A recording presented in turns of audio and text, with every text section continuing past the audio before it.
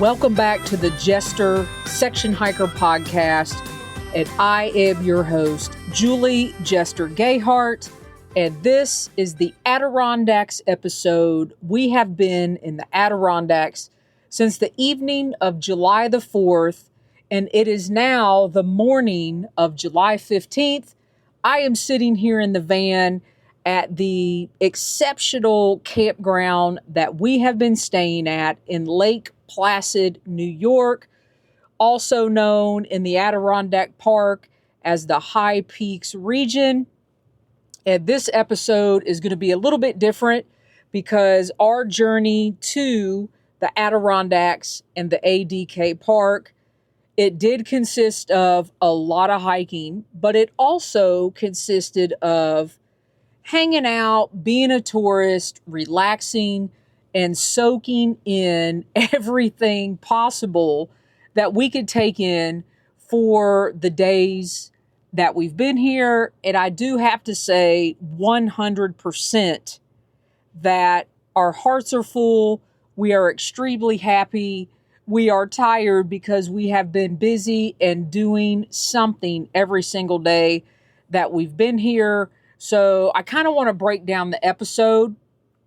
And the first thing that I want to go over is our goal of coming to the Adirondacks and taking that. Thank you, Austin, for letting me steal your Instagram channel name. Taking that side trail adventure over to the Adirondacks was first and foremost to meet James Appleton, who has been my coach over the last 6 months.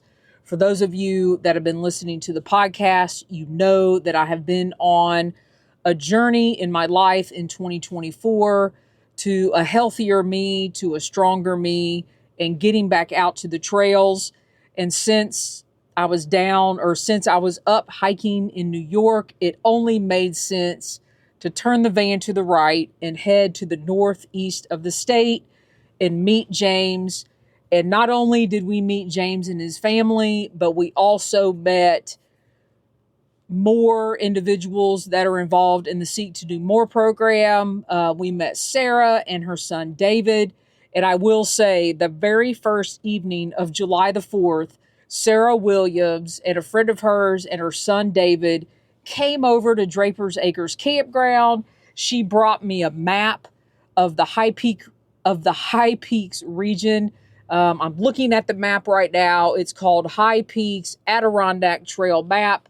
And one of the very first things we did is we were all sitting around the picnic table at our campsite and we spread out the map, and Sarah showed me where we were on the map and where the high peaks were, and this mountain was, and this mountain was, and where we should take a hike and where we should take a swim in the Adirondack water, in a body of water that was around the Adirondack Park. And it was so much. And it was awesome. And my head almost exploded at the same time because the Adirondack Park is something special and there is a mystery about it.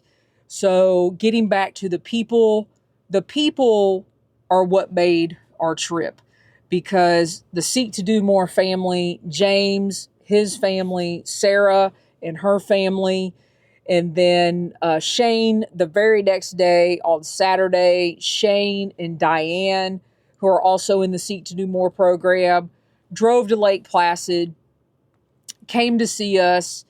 We ended up hiking a full day on that Saturday, and I was never on any hike by myself. So my Seek to Do More family of James, Sarah, Sarah's son David, Shane, and Diane, they kind of took me under their wing and very proudly showed me the park, their hiking, and we will get into that shortly.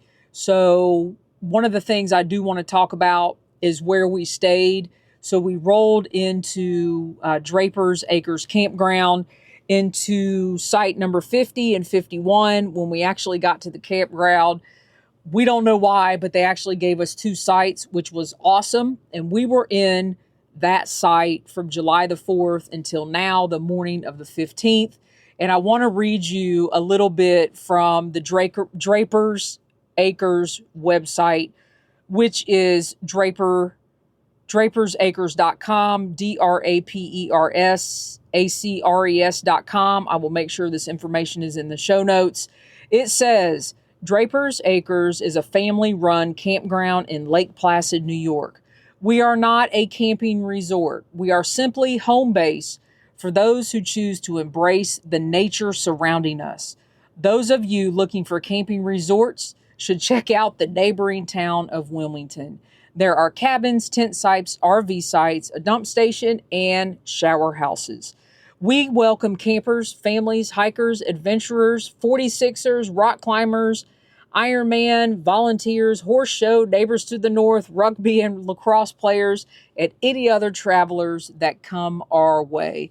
So we decided that we fit right in that description at Drapers Acres. And I want to thank Shane, who's part of the women's group in Seek to Do More, for recommending this to us. We called them. They had a site. We got in. Life was good.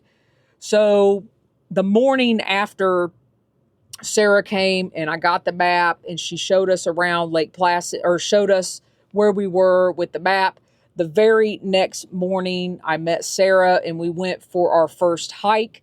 But before I get into the hiking section, I kind of want to go over one of our goals of arriving into the Adirondack Park. Is we actually wanted to be tourists, because Lake Placid is and continues to be an Olympic venue. So the last Olympics, the last Winter Olympics that were in Lake Placid were in 1980. And I believe prior to that, I want to say 1932. I'm probably going to get that wrong. But anyway, so let me back up. I'm so excited to share with you all this episode and everything we did. I am getting ahead of myself. So I want to talk about the drive into the Adirondack Park, the Adirondacks within the blue line. Because if you live in the Adirondack Park, everything is, are you within the blue line? And there's Blue Line Bakery, which I'll talk about shortly. There is, Blue Line sandwiches, all types of things named after the Blue Line. And driving into the Adirondack Park is kind of a mystery, because you're coming in off the highway and then you take exit 30 and you get off the highway and then you're driving down a 2-lane road, and then all of the sudden you start seeing the high peaks. And I didn't know which high peaks they were, but all this lush green forest in front of us as we were driving in. And it was almost like when you drive in, there is a mystery and you become engulfed in the Adirondack Park. And when we got to Drapers Acres, one of the first things I wanted to do, and I'm so glad that Sarah brought a map, was to kind of get our bearing. So her bringing that map really let us see and know and get a bearing where we were within the Adirondack Park. So we were full on tourist, and I want to go over some of the things that we did. One of the first few days we were there, we did take an amazing scenic flight, a 45-minute scenic flight out of the Lake Placid airport. And we were in a Cessna 172 for 45 minutes.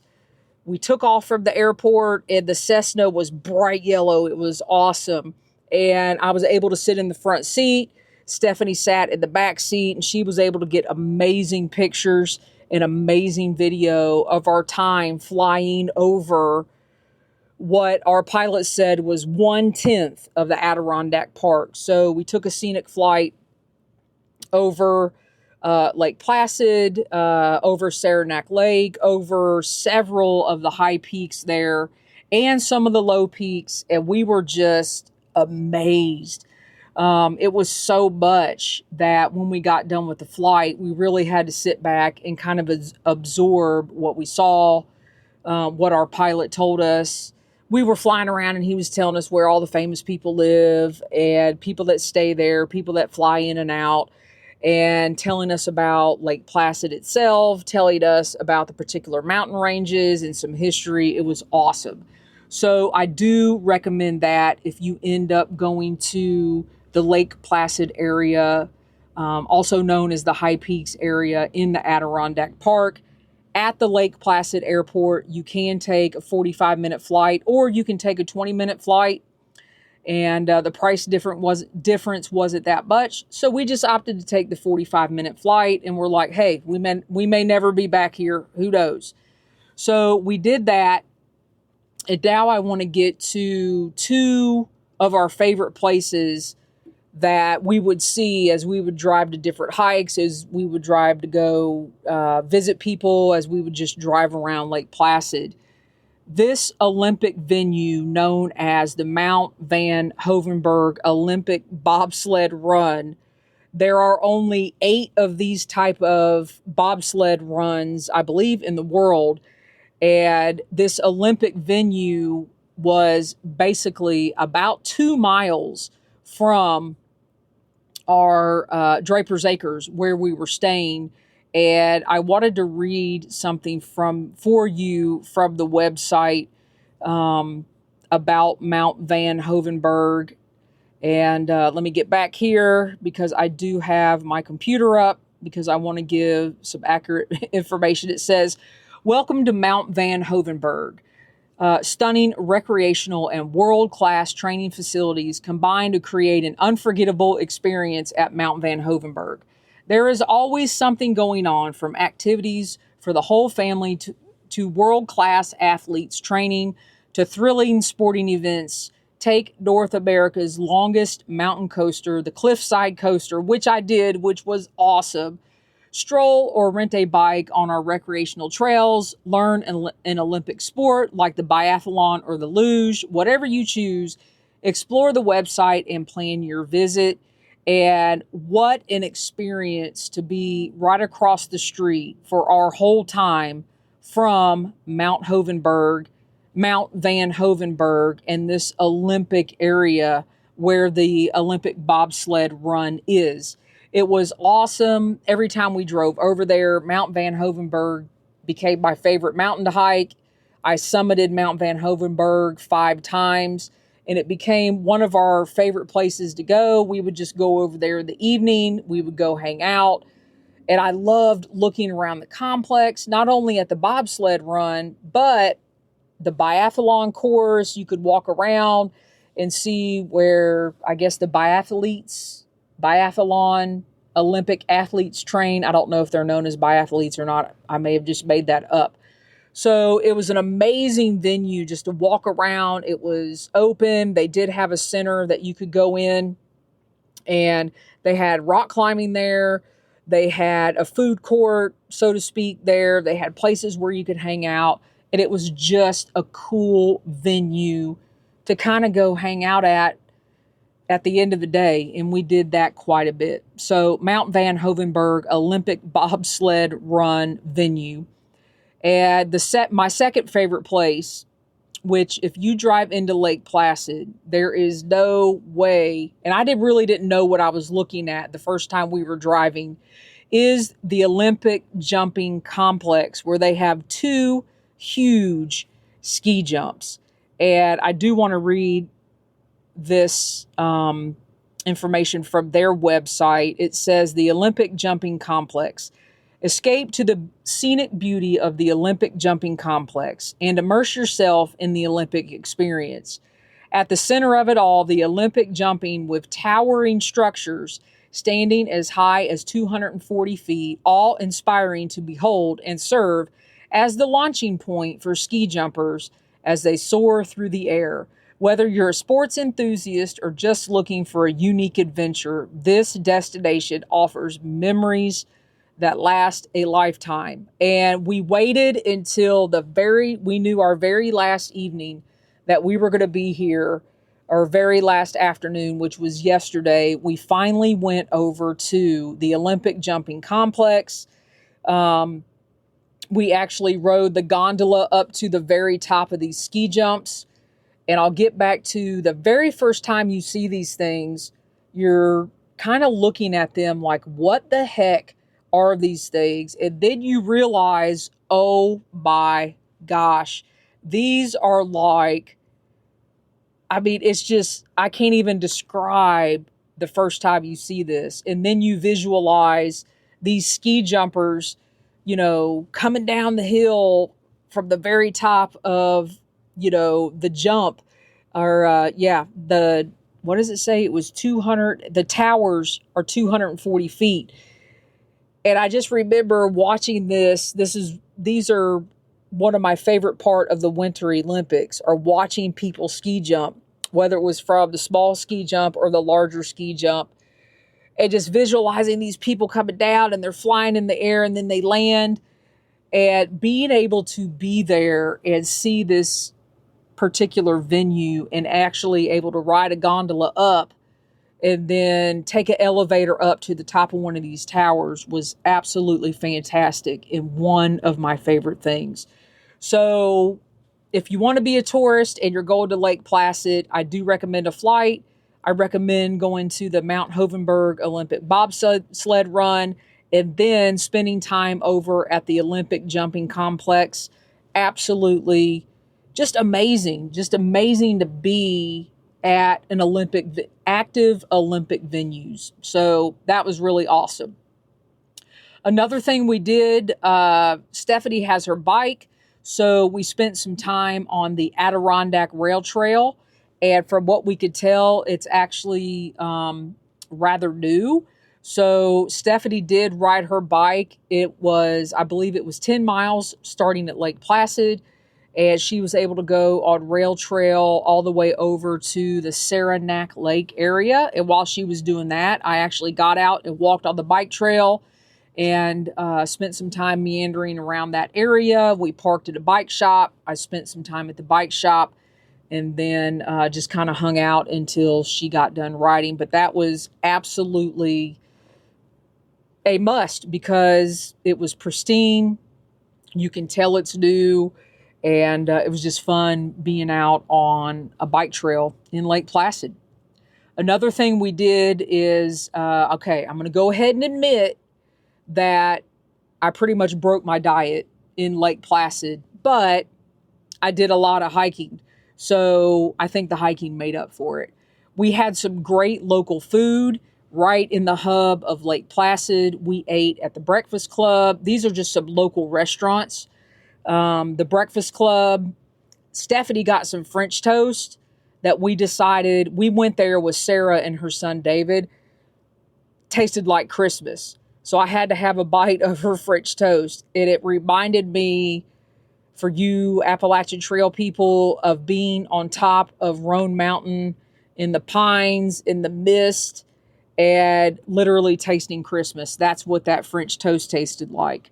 We also went to a place near Saranac Lake called the Tail O' the Pup. We actually ate there with James and his wife, and James ordered ribs and his wife ordered ribs. So I had to order ribs, and they were fantastic. We ate at the Pickled Pig. Stephanie said her hamburger or cheeseburger that she got there was the best cheeseburger ever. We ate pizza at Mr. Mike's Pizza. I finally had ice cream. I broke down and got ice cream on one of our last hiking days. Again, I was with Sarah and her son, David. We had ice cream at the White Brook Dairy Bar. And I can't remember. I had a child size sprinkle cone. And then last but not least, I believe on our second day there, we visited the Blue Lime Bakery. And this Blue Lime Bakery, all about different styles of cookies that are named after areas in the Adirondacks. And we were there just past 4th of July. So James's wife actually owns and operates the Blue Lime Bakery. And it's a little bake stand or a cookie stand that is actually a lean-to. So you have a lean-to on wheels, and then the cookies are in the lean-to, and then the lean-to is in various places, sometimes around Lake Placid. So we went to the Blue Lime Bakery, and I think total I bought 5 different styles of cookies, and Stephanie bought 5 different styles of cookies. So we had 10 different styles of cookies that we threw in our refrigerator and ate over the course of the time that we were there. So like I said, I knew I was totally going to blow my diet when we got to Lake Placid because I waited 6 months and I really wanted to indulge in what Lake Placid had to offer. But like I said, I think the hiking made up for it. An additional city or little town that we really, really loved was a place called Keene Valley. So we went to Keene Valley a couple different times. One of our favorite places was an outfitter there called the Mountaineer. And I actually ended up buying some patches of some various hikes that I went on. So that was cool. We bought a new rug for the van, and it's actually a circular trail marker replica of what you would see out on the trails, but it's actually a rug. So that's really cool to have in the van now. We went to a place called the Valley Market, which was recommended to us by a local in Keene Valley, where I was able to get some fresh eggs and some fresh chicken breast so I could cook out at the campground. So that really worked out. And we also went to a really cool diner in Keene Valley that on the outside of the diner, they have a big sign that says best pie in the world. So how can you not go in there? And the diner is called Noon Mark, Noon Mark. And so we had to buy some pie. So I got a slice of apple pie, and I did not eat that slice of apple pie until my last day of hiking. So that is when I had that pie. Yeah, I did. I had that pie after I ate ice cream. So I indulged in Lake Placid, not going to make any bones about it, but I had worked and waited. It had been over 6 months that I had started my new nutrition plans, so I just went with it.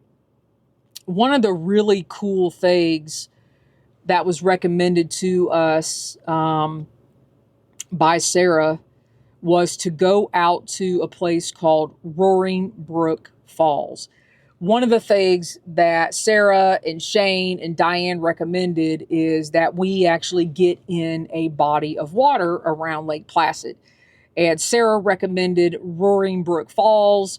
So one of the evenings, I don't remember when, we actually took a drive. You had to go back through Keene Valley to get through Roaring Brook Falls. And it's like 0.3 once you get to the trailhead. I believe it is in the trailhead that you would go up if you were going to bag one of the 46 High Peaks Giant. We weren't going up there, but we did go to the falls. We both got into the pool of water at the base of the falls. And man, that water felt really good. It was cold. It was cold, cold, cold. And then, so we sat there and hung out and chilled right there at the base of the falls. And then Sarah said, you have got to get water and drink from the falls. So I took my Catadine filter out there with me, got water, and we drank water from the falls as well. So that was another fun evening. So basically what I've just gone over with you guys is what we kind of did as tourists, some favorite eating places.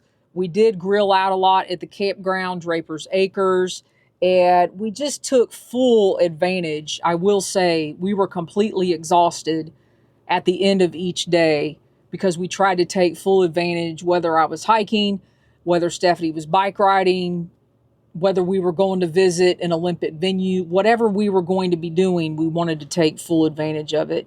And I even had a chance to sit down and record a podcast with James. That episode will be coming out on his show, 46 of 46 podcast. And I talk a lot about my experience in the Adirondack Park, a lot about my experience with the hiking that I did in the Adirondack Park. And I will put the link to that podcast in the description below if you want to get a more in-depth analysis of my hiking and what I faced, endured, went through, basically what I tried to do in the Adirondack Park as far as hiking. That will be out, or probably is out by the time you hear this episode, and you can go to the description of the show, whether you're listening on your favorite podcast app or over on YouTube. You can find that information to that podcast with James.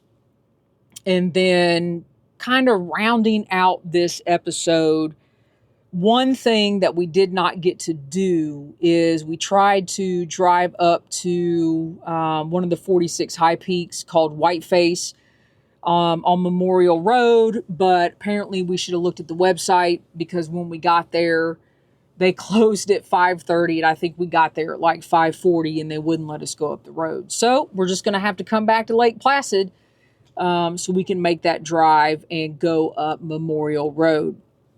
So rounding out kind of what we did as tourists, where we ate, what we liked, where we stayed at Drapers Acres the whole time. And now I want to get into the hiking that I did. One of the things that I knew about the Adirondack Park, never being there as a hiker, is I knew that this hiking was hard. I knew that this hiking was rugged. I knew that this hiking would take a different level of strength and mental capacity out of me. And that is exactly what it did.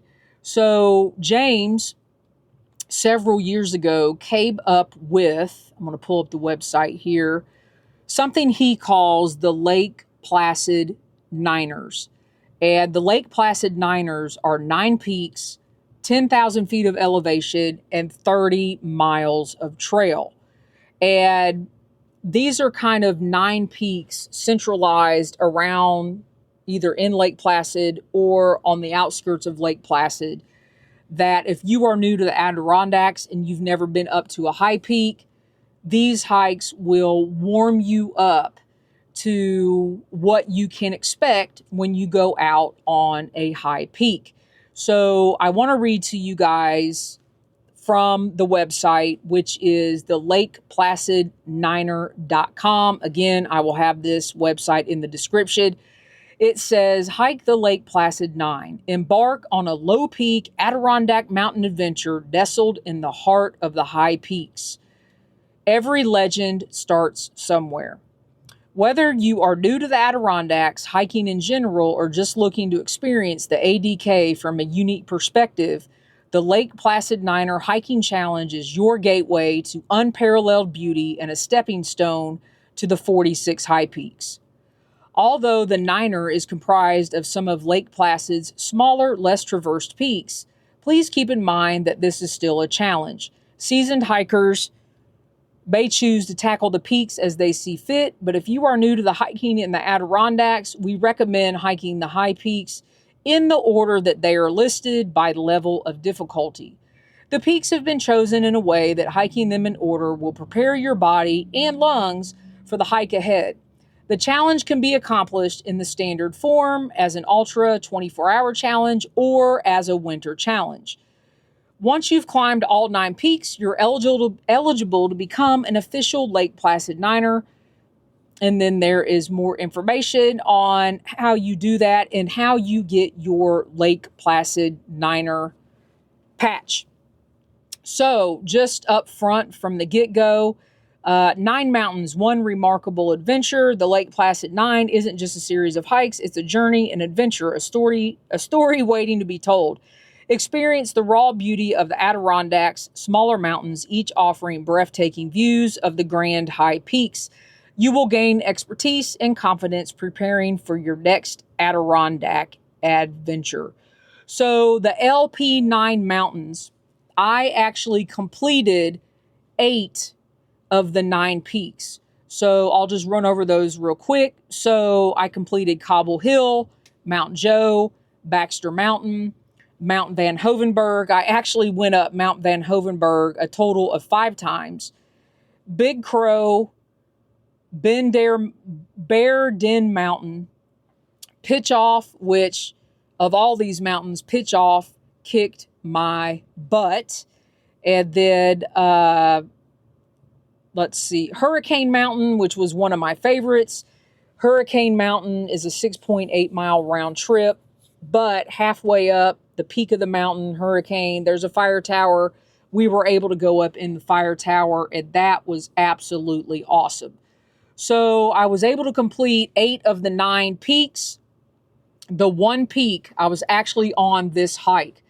Hike number 9, it was going to be my grand finale hike, which was Catamount Mountain.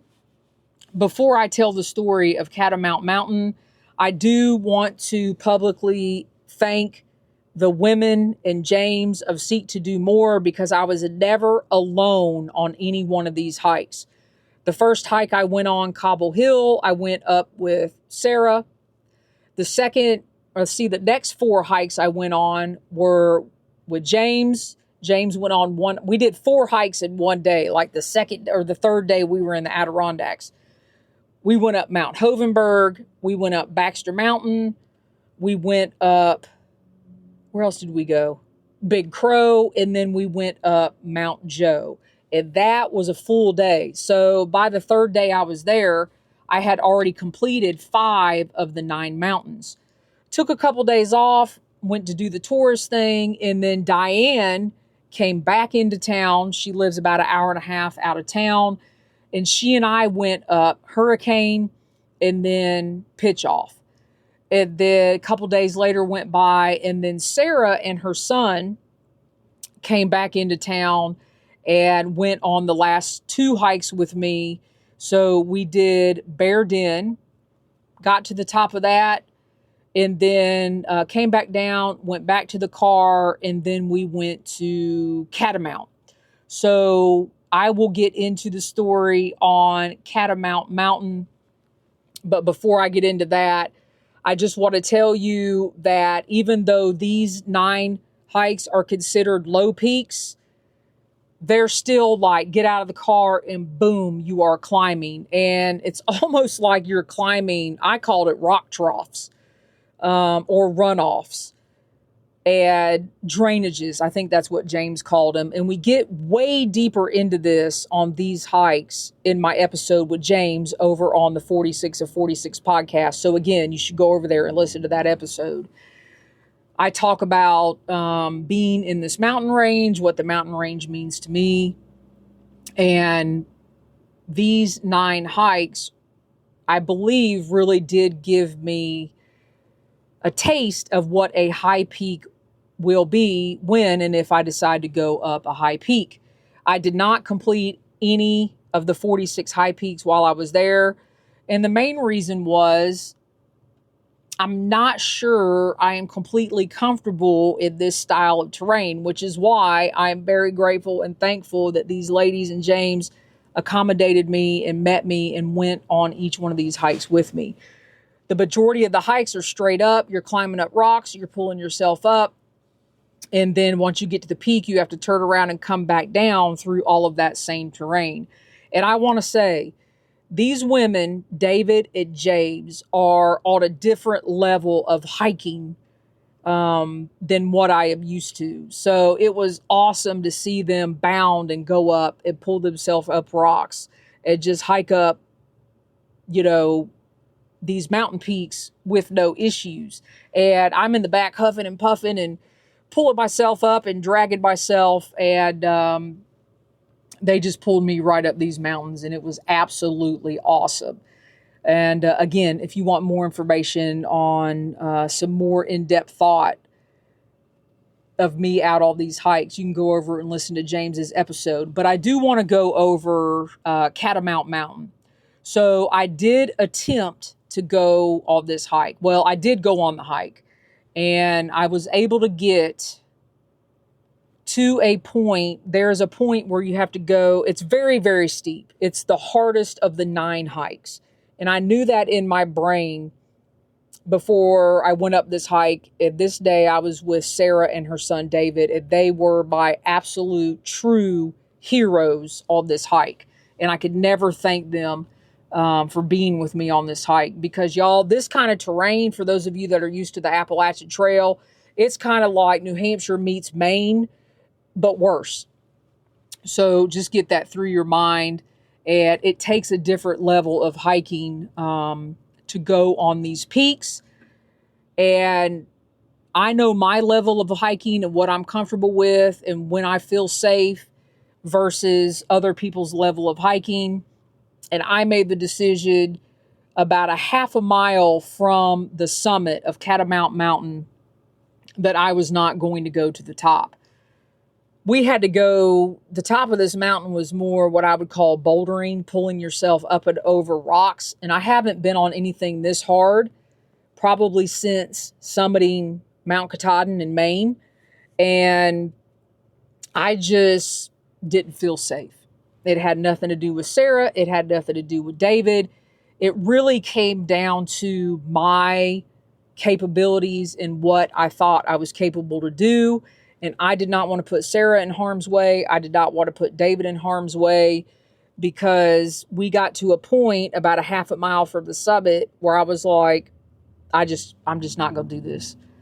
I'm not where I need to be physically. I'm not going to pull myself up this mountain and just try to do something for the sake of saying I did it versus my safety and possibly, falling and injuring myself. So that was a very hard decision for me to make, because in my mind, I'm like, oh man, I'm only a half a mile from the top of the mountain. But I knew that I was not ready for this.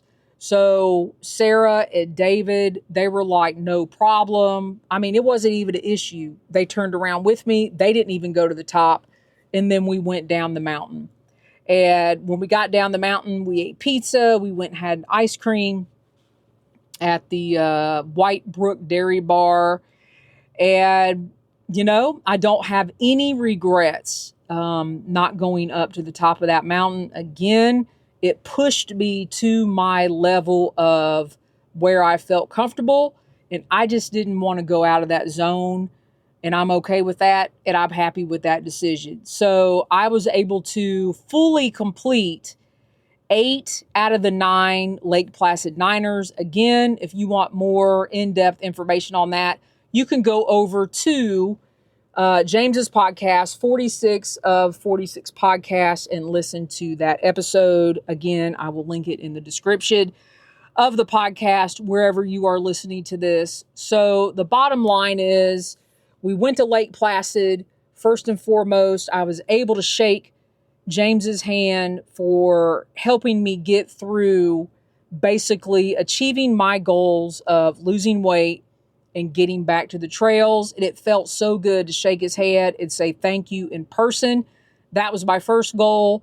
The second goal was to have a fantastic time in the Adirondacks, learn the mountains, get a sense of everything that's going on there. The next thing was meeting the ladies from the Seek to Do More program and Sarah's son. So huge shout out to Sarah, David, Shane, and Diane for all the hiking you did with me, for showing me around, for driving me to the hikes, and actually summiting 8 of the 9 peaks with me. That was absolutely awesome. I will never forget that. And our hearts are full and we are happy. So totally 100% glad that we took the side trail adventure from section hiking in New York on the Appalachian Trail over to the Adirondacks. But this morning we are headed back to the New York, almost Connecticut border, where I left off at the train station on the Appalachian Trail, to do a few more days of what I'm going to call bonus hiking on the Appalachian Trail, to knock out some more miles for my second section hike in Connecticut.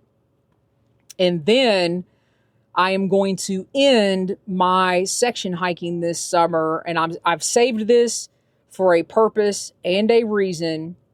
The last 5 miles that I need to do in the state of Pennsylvania, which goes from PA 309 to Bake Oven Knob parking area. I have not been back to this area since I section hiked in 2020.